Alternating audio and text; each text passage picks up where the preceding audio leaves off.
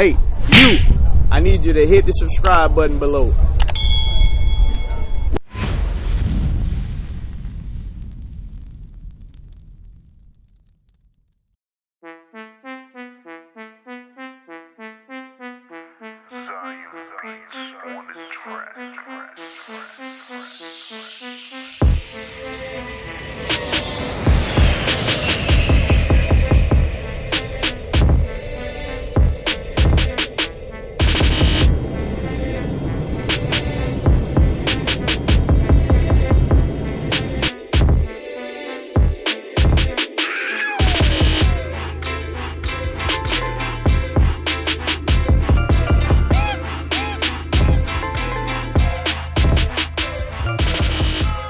Shalom. This is Bishop Nathaniel of Israel United in Christ. I want to start off by saying thank you to all of our Booster Club members for your many donations and much more, your prayers. We visited faraway countries and strange lands. We've even spoken to dignitaries and were detained for spreading the glorious gospel in Cuba. The truth is that the descendants of the 12 tribes of Israel were scattered throughout the world. Help us on our journey as we continue to raise up the nation of Israel. 12 tribes worldwide. Join or donate today. Shalom.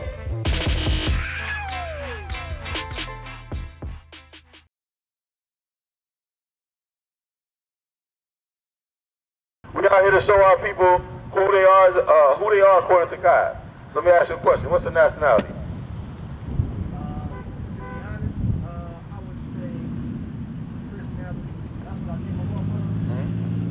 That's a nationality. Like, what would you consider on an application? What would you write down when it says what's your nationality? What's your race?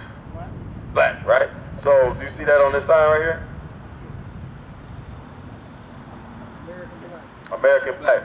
So that means you are from the tribe of Judah, according to the Bible. That's what all the American blacks, the ones that came here on them boats, that's us. That was the people that's from the tribe of Judah, right? So with that being said, being an Israelite, there's requirements that our people are supposed to be doing, right? Because the commandments of God was given only to the children of Israel. But because we fell short and didn't keep those commandments, God put us in the predicament we're in right now. That's how we ended up in slavery. So now, we believe in the Bible, right? Okay. So what's your understanding on salvation? Salvation? Yep. I don't have an understanding. Okay. So if somebody asks you how you make it to the kingdom, you wouldn't be able to give them a solid answer. Okay, that's all praise. That's being humble. Now, give me Matthew 19 again. We read these scriptures all day because these are the things that the Christian church has failed to teach us. Because we just dealt with two young brothers who grew up in a Baptist church. They said their mother was a deacon, deaconess, or however you call it, and they learned that how to make it to the kingdom, you had to confess Jesus and get dipped in the water. That was how they learned to get salvation. But we read them this. Watch this. So we're gonna show you what it says in the Bible verbatim. This is out of Christ's mouth. Read that. The book of Matthew, chapter 19, verse 16. And behold, one came and said unto him, Good master, what good thing shall I do that I may have eternal life? So it's a young man came to Christ and asked him how he can make it to the kingdom of heaven. And this is what Christ's response was. Read that. And he said unto him, Why callest thou me good? There is none good but one, that is God. So Christ gave reverence to his Father, saying his Father is above himself, right? Read. But if thou would enter into life, keep the commandment. He said, if you want to make it to the kingdom of heaven, you have to keep God's commandments. Now, for some reason, a lot of our people grow up in the Christian church and they learn that there's an issue with keeping the commandments. But what's so wrong about thou shalt not kill, right? Thou shalt not steal. Thou shalt not covet thy neighbor's wife. That cuts down on adultery, cheating on each other, things like that, infidelity, black on black crime. But for some reason, we're taught that we can't keep the commandments, or we're not supposed to keep the commandments. But Christ came out of his own mouth and said, keep those same commandments, right? So there's an issue going on between what we learned growing up in church and what the Bible actually says, right? So you didn't know before coming up today that you were an Israelite, did you? No. Are you still kind of shaky on it, or are you? Okay. You learn it. Okay. So let me prove to you how we know we Israelites. Give me Deuteronomy 1:1. The book of Deuteronomy, chapter 1, verse 1. These be the words which Moses spake unto all Israel. So this is Moses after parting the Red Sea, getting the children of Israel out of Egypt, out of bondage, right? He said, all the words in this book is addressed to the children of Israel. Read that, 28. The book of Deuteronomy, chapter 28, verse 15. But it shall come to pass, if thou wilt not hearken unto the voice of the Lord thy God, to observe, to do all his commandments. So this is, what we're going over here is proving that we are children of Israel. He said that if the Israelites didn't listen to what God said, didn't keep the commandments, right? What was going to happen?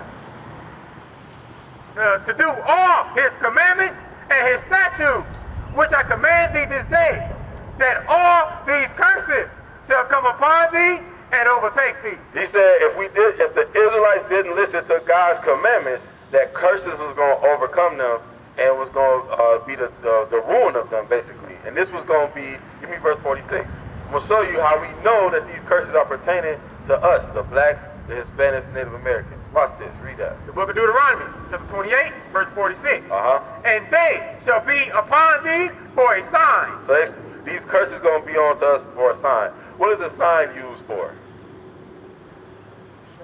To show you, it's an identifier, right? I know that that's the Boost Mobile store because there's a big sign right there. Now, if there was no sign right there, I wouldn't know that that's where you go to pay your Boost Mobile phone bill, right? But because there's a sign, then I know to go right there. So it's the same thing with these curses. When you read out of this chapter right here, it's going to let you know who these people are, and it says it's going to be of a sign and a wonder. So it's going to make you think about, okay, who does this pertain to? Jump to verse 32. Watch this. Verse 32. Thy sons and thy daughters shall be given unto another people. Right. And thy eyes shall look and flail with longing for them all the day long. See, now that's why we got visuals out here. So, it said, our sons and our daughters will be given to another people. What do you see right here in these pictures? What's going on right here?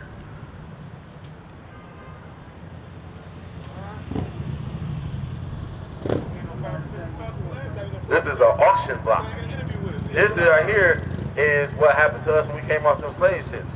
Our sons and our daughters were going to be given unto another people. Meaning they were going to take our children, they were going to sell them off, and we weren't going to be able to do anything to get them back. That's what we just read out the Bible. That's a curse. Now, did that happen to any other nation of people on this planet? Historically, just think nobody else, right? Because when we grow up as black people, we're always taught 16, 19 on up about history, about who we are, so we know that that pertains to us, right? Jump to verse 37. Verse 37. And thou shalt become an astonishment, a proverb, and a byword. So it said we're going to be an astonishment. The astonishment is that the whole world knows who we are, but then when they look at us as a people, they see us out here. We was doing flyer missions, women twerk in the front seat, twerking and dancing, shaking their ass for everybody. We out here selling drugs. We walking around with our pants sagging down. Our sisters coming out here with blue, pink, purple, green hair. That's an astonishment to the other nations because they know who we are. And we sitting up there like, that's the children of God? Those people right there, the ones who kill each other, the ones who sell drugs to each other, the ones that hate each other, those are the children of God? That's the astonishment, right? It said a proverb and a byword. A proverb is something that is a wise saying against us, right? So it's saying, if you want to hide anything from a black man, you put it in a book. Because that's a negative saying against us, saying black folks don't read. We won't pick up no book and figure out anything. Or all black people like watermelon and chicken. Watermelon is just a fruit, and it's delicious. Everybody eats watermelon, right? Everybody likes chicken. But for some reason, it's a stigma against us. You know, those are proverbs. A byword means anything called outside your God-given name. So today you found out that you're from the tribe of Judah. That's your God-given name. All our people sit up here and say we children of God, but then we'll sit there and ask you which one, then we get crickets. Because our people don't know that God got 12 tribes that he considers his children. You from the tribe of Judah. I'm from the tribe of Judah. These brothers from the tribe of Judah. We know our nationality. We know who we are, right? So we know when somebody asks us, if I say I'm a child of God, I can identify myself. That's the byword we become. Today, they call us black, they call us niggas, they call us Negro. Our names have been changed. Like every 10 years, they come up with a new name for the black man. They call the Latinos. Check. They call the so-called Hispanics, Latinos, wetbacks, spics, all type of things. Those are brothers too.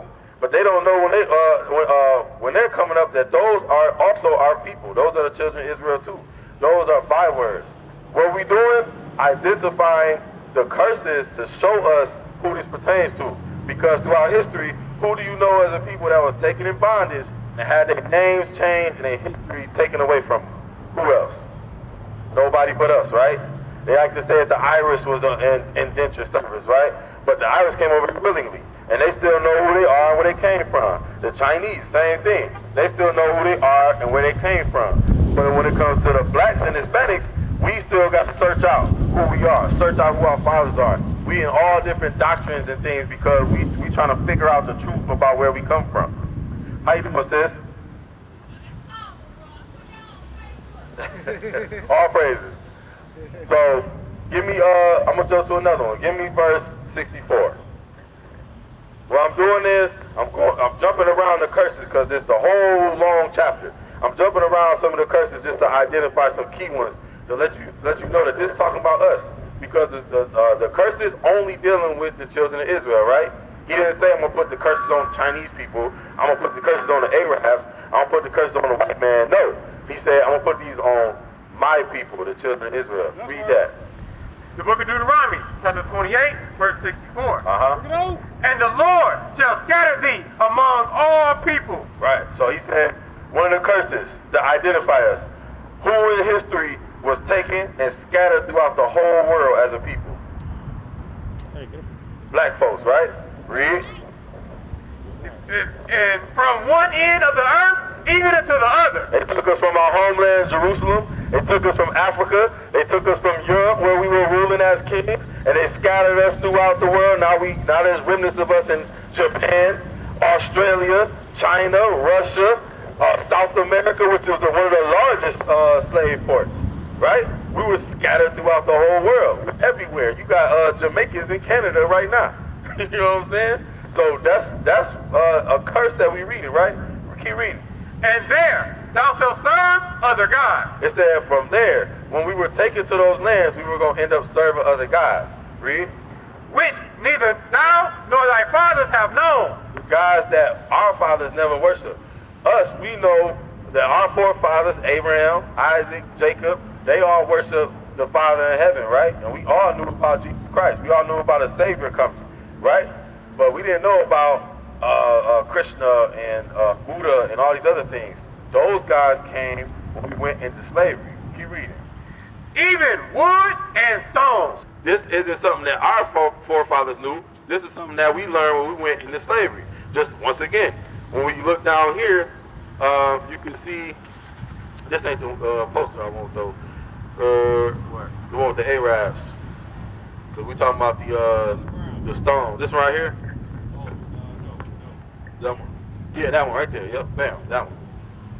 Yep. So watch this. We talking about wood and stone. So right here, you got Arabs, the white mans, and the Africans. They were doing slave trades between each other. So the Arabs, there's something called the sub-Saharan slave trade that happened about 900 years before the transatlantic. And we know of. That win ain't no joke. So before we went into transatlantic, the Arabs was putting us in slavery. Check. Right. So that's why we keep putting these out there. These are these coming out of history books. These photos come out of history books. It's not something we just found on the internet and printed out. We have these books and we show these things. That's why when we go to the school, we learn a lot about history, historical facts that prove that we the Israelites, right?